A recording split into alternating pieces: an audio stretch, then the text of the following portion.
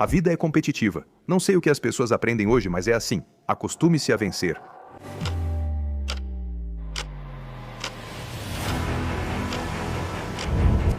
Steven Schwarzman é a 37ª pessoa mais rica do mundo, com uma fortuna impressionante de 26 bilhões de dólares. Ele convive com os líderes mais poderosos do mundo. E mesmo assim, ele não é um nome conhecido. Na verdade, fora do mundo das finanças, ninguém nunca ouviu falar dele. Então, como uma das pessoas mais influentes e bem conectadas consegue permanecer nas sombras? Como ele acumulou uma fortuna tão impressionante e o poder de conseguir uma reunião com qualquer presidente a hora que quiser? Uma palavra: Blackstone. O maior império de investimentos alternativos do mundo. Uma das firmas de private equity mais poderosas. Seu alcance é vasto, e Schwarzman senta-se confortavelmente no trono, mas nem sempre foi assim. Ele teve que resistir às dificuldades. O caminho de Schwarzman para a dominação mundial é marcado por fracassos constrangedores. E ele ainda está lutando para chegar lá. Perdemos todo o nosso dinheiro. Isso foi extremamente traumático. Não gosto de fracassar, não estou acostumado. Todos nós já passamos por isso.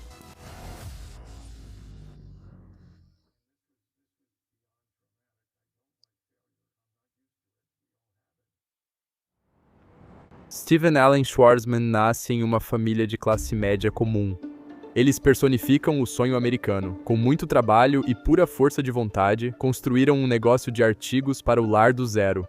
Com o tempo, tornou-se um dos mais bem-sucedidos da região. O espírito empreendedor claramente está no sangue. Stephen começa sua jornada aos 14 anos e abre sua própria empresa, um serviço de corte de grama onde seus irmãos cortam e ele busca novos clientes. Ele também vende doces de porta em porta, mas ainda passa a maior parte do tempo na loja da família. Por 10 centavos por hora, ele faz bicos de vender lenços a embalar cortinas. Veja, Joseph, o pai de Steven, herdou a loja do pai dele. Quando jovem, ele ajudava o pai a administrar a loja, e agora Joseph passa a vida administrando a loja. Mas Stephen odeia a loja. Ele passa anos fazendo as mesmas tarefas entediantes. Ele sente que isso está abaixo dele. Ainda assim, Stephen reconhece o sucesso do negócio da família e percebe uma oportunidade. Se funciona na Pensilvânia, por que não em Chicago, Nova York? Mas quando ele apresenta esses planos de expansão para o pai, ele não quer nem ouvir. Ele tenta explicar, mas o jovem Stephen não consegue entender. E Schwarzman quer construir um império e está pronto para lutar batalhas para chegar lá. Steven não entende como o pai pode se contentar com uma vida medíocre. Ele tem ambições ousadas, sonhos de grandeza, e logo vai provar que, no fundo, tem o que é preciso para se tornar um empreendedor de sucesso no setor financeiro. No ensino médio, ele se candidata a presidente do conselho estudantil. Você fez algo bastante audacioso. Você se inscreveu em Harvard, Yale e, se não me engano, Princeton. E Harvard não te aceitou. Então você pegou algumas moedas, ligou para o diretor de admissões de Harvard e disse que eles cometeram um erro. Em 1966, ele acaba indo para a Universidade de Yale, uma das universidades mais prestigiadas do mundo. Lá, ele funda uma sociedade de balé. Os rapazes e as moças de Yale raramente interagem, e o clube dele é um grande sucesso ao aproximá-los. Mais tarde, ele até luta contra uma regra de 268 anos que impede as mulheres de passarem tempo em um dormitório masculino. E para surpresa de todos, ele vence. Mas para surpresa de ninguém, as gravidezes entre estudantes aumentaram dramaticamente naquele ano. Nem preciso dizer que ele se torna muito popular em Yale, chegando até a ser convidado para um dos clubes mais secretos e exclusivos de Yale, o clube Skull and Bones. Em 1969, ele se forma em Yale, faz uma breve passagem pelo exército antes de finalmente chegar à sua universidade dos sonhos, a Harvard Business School. Todos os caminhos levam a Wall Street e, munido de seu mestrado em 1972, Stephen finalmente está pronto para isso, ou pelo menos ele acha que está. Mal sabe ele que está prestes a ser desafiado com um dos testes mais difíceis que o mundo das finanças pode oferecer, uma prova de fogo para um banqueiro de investimentos. Stephen faz sua primeira entrevista de emprego no banco de investimentos Donaldson, Lufkin e Jenrette. Quando dizem a ele que o salário é de $10.000 por ano, ele tem a coragem de pedir mais. Por quê? Porque ele conhece outra pessoa de Yale que trabalha lá e ganha $10.000. Stephen quer ser o mais bem pago da sua turma. E sabe de uma coisa? Eles dão isso pra ele. Depois da Donaldson, ele finalmente consegue um emprego na empresa onde vai passar anos, o Lehman Brothers. Sim, aquele Lehman Brothers. Assim que entra, ele é lançado em uma verdadeira máquina de moer carne. O treinamento é brutal e os superiores humilham. Ao entregar um relatório de 68 páginas sobre uma companhia aérea, ele logo leva uma bronca por telefone. Por quê? Porque ele errou na digitação da página 56. Então, quando ele se senta em uma das suas primeiras reuniões do conselho, cercado por seus colegas, um sócio do Lehman chamado Lou Glucksmann se vira para ele e grita. Instantaneamente, todos olham para Stephen, que arregala os olhos como um cervo diante dos faróis. Seu coração acelera e a respiração se descompassa. O que diabos eu fiz? Schwartzman se pergunta. E por que você não está sentado direito? Os primeiros anos de Stephen no Lehman fazem o exército parecer brincadeira. Tudo o que ele faz é examinado minuciosamente. Qualquer erro, por menor que seja, é motivo para uma repreensão verbal severa e degradante por parte dos superiores. Uma pressão dessas é suficiente para quebrar a maioria dos homens, mas para alguns poucos, como Schwartzman, isso os torna duros como aço. Ainda assim, Stephen ficou aliviado quando um homem chamado Pete Peterson, sim, eu sei como isso soa, se tornou o novo CEO do Lehman. Pete pede ajuda a ele em um projeto, e quando marca uma reunião uma semana depois, o sangue de Stephen provavelmente ferve, pois ele só consegue imaginar quais erros cometeu, qual bronca verbal vai levar agora. Mas Pete está estranhamente feliz, chegando a dizer: qualquer amigo em um lugar como o Lehman é ouro. Agora, imagine ser amigo do CEO. Ainda assim, nem mesmo o CEO será capaz de impedir a tempestade que está por vir. Por enquanto, porém, Stephen aproveita o céu limpo. Com Pete como amigo, a ascensão rápida de Stephen no Lehman é sem precedentes. Uma ascensão com a qual muitos profissionais de finanças só podem sonhar. 6 anos após começar no Lehman, ele já comanda respeito na empresa. Poxa, ele até está cotado para se tornar sócio. Mas primeiro, ele precisa provar seu valor. Do nada, um negócio de vários milhões de dólares cai no colo dele. Tudo começa com um telefonema. Quem está ligando? O CEO da Tropicana, empresa de suco de laranja. Suco de laranja puro premium da Tropicana. Estevão já tinha feito pequenos trabalhos para eles, mas agora, com compradores interessados, precisavam de conselhos sobre qual oferta aceitar. Uma responsabilidade enorme, o maior negócio em que ele já trabalhou, simplesmente caiu no colo dele e Estevão está totalmente despreparado para isso. Então, o que ele faz? Ele reserva o próximo voo para a sede deles. Quando ele chega, tem 1 hora para se preparar antes que todo o conselho chegue, e ele está surtando. Ele deve aconselhar sobre uma transação milionária só com as informações obtidas no avião. O peso do momento é suficiente para esmagá-lo, e com um suspiro profundo, ele começa a falar.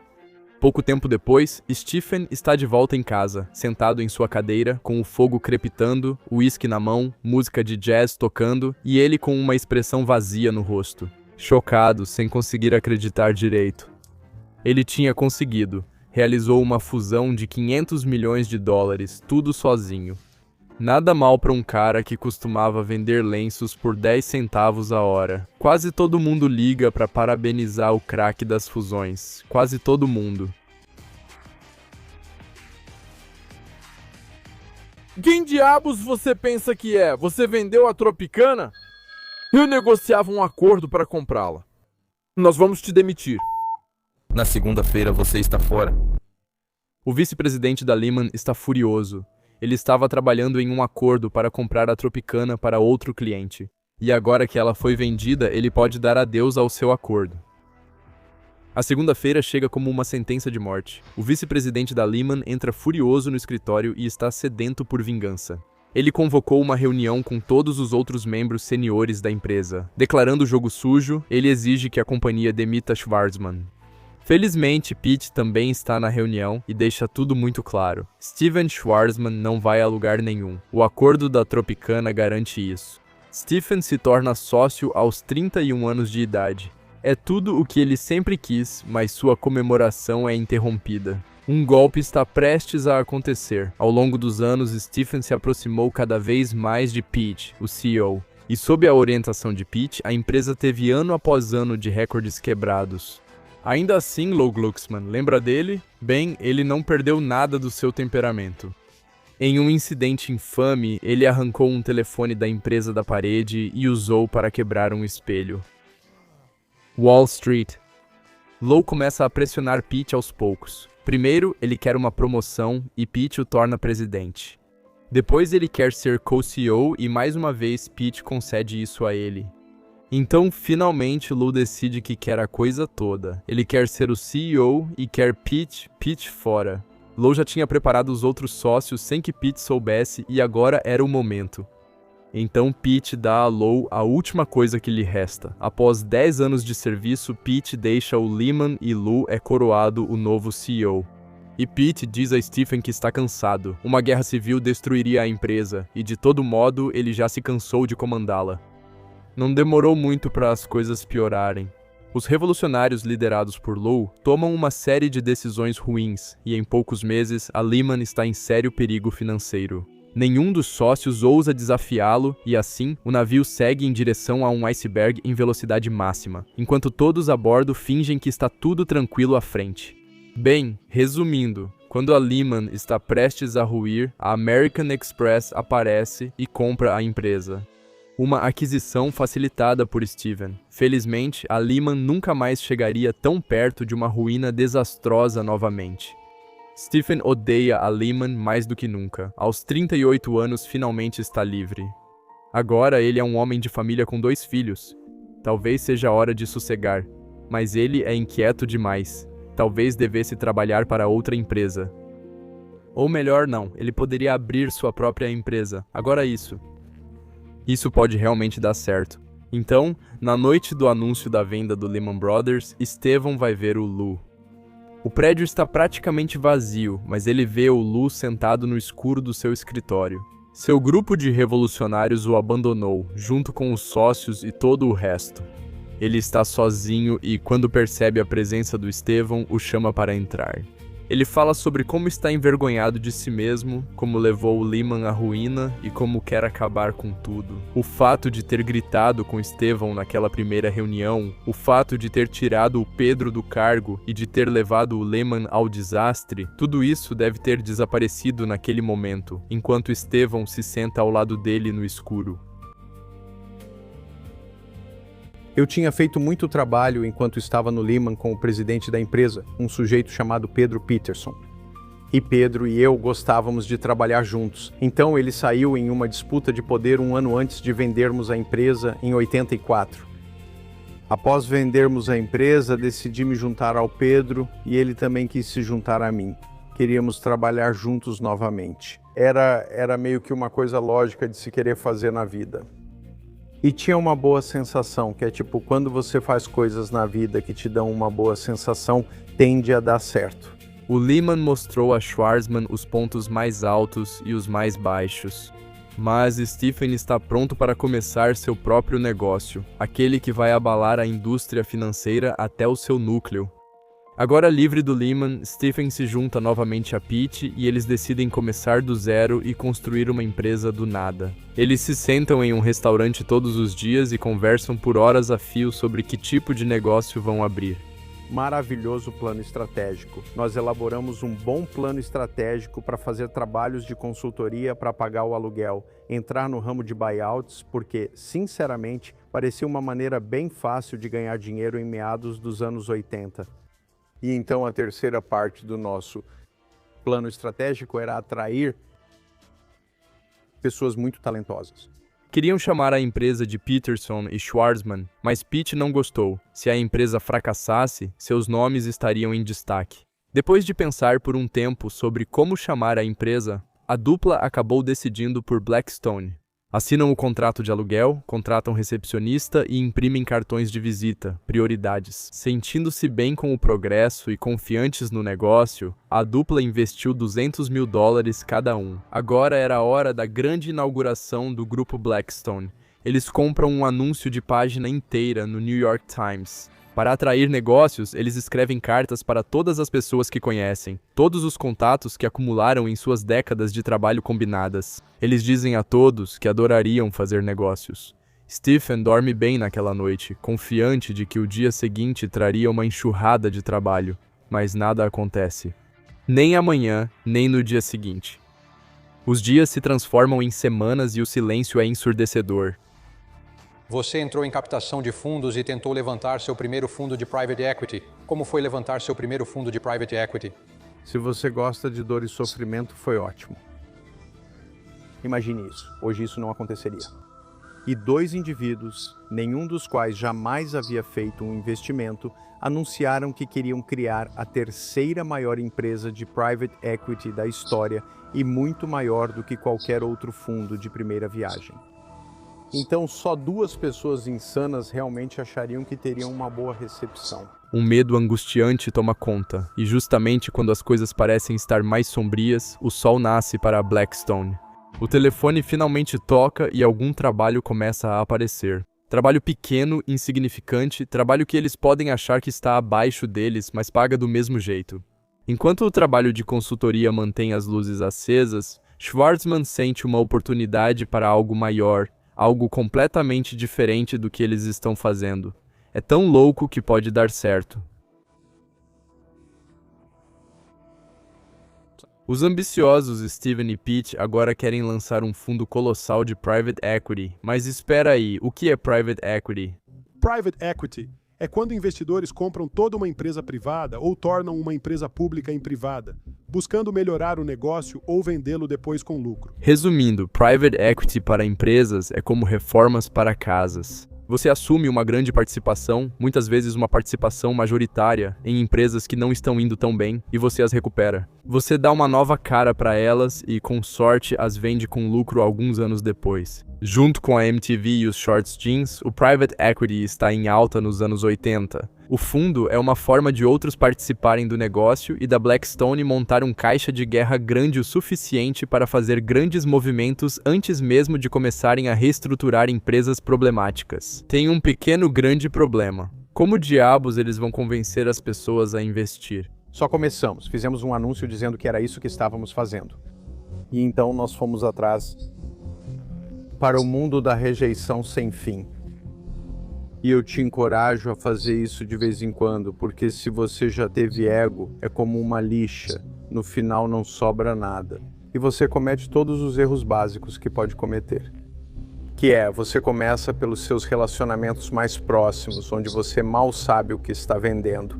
E você vai até eles e diz, por favor, me ajude. Eles dizem, qual a resposta dessas 15 perguntas? Você nem sabe as respostas. Eventualmente, eles conseguiram investidores. MacLife investe $50 milhões e New York Life 25 milhões, com uma condição. O tamanho total do fundo precisa ser de 500 milhões. Se não for, eles saem fora.